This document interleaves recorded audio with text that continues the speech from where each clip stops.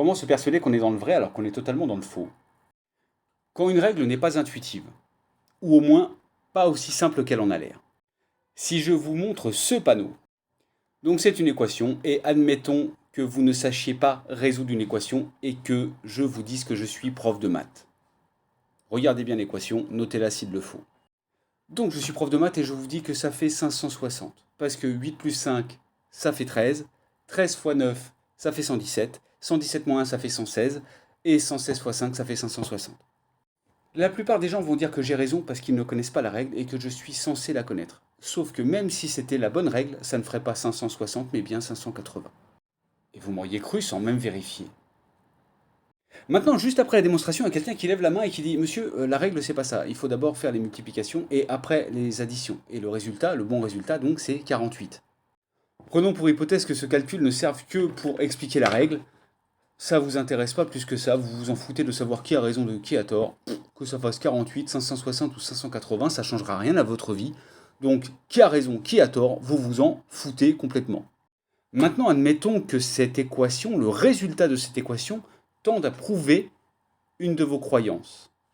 Admettons que vous soyez féministe et que le résultat de cette équation, c'est le nombre de femmes battues par minute en France par leur conjoint. Admettons encore une fois que vous n'ayez jamais entendu parler d'une équation. Je sais, ça peut paraître bizarre, mais c'est pour l'exercice. La personne que vous croirez, c'est la personne qui vous aura servi le chiffre le plus avantageux, celui qui flattera le plus votre ego, qui renforcera vos croyances ou qui confirmera vos croyances. Et même s'il est faux. Et vous pourrez alors écrire dans votre blog que certains professeurs de mathématiques tentent de transformer les règles pour leur faire dire ce qui les arrange. Et que ceux qui détiennent les vraies règles sont tournés en ridicule. Chaque discipline a des règles et il est important de s'y conformer. En français, par exemple, le simple fait d'enlever un S à je marchais change beaucoup de choses. Pourtant, à l'oreille, ça ne s'entend pas. Je marchais avec un S, c'est de l'imparfait de l'indicatif. Je marchais sans S, c'est du passé simple.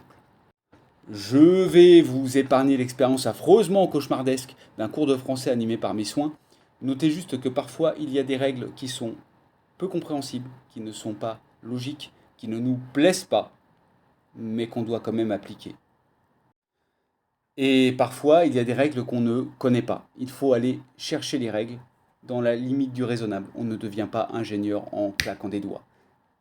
Un plan d'ingénieur, on ne pourra pas le lire si on n'a pas fait d'études.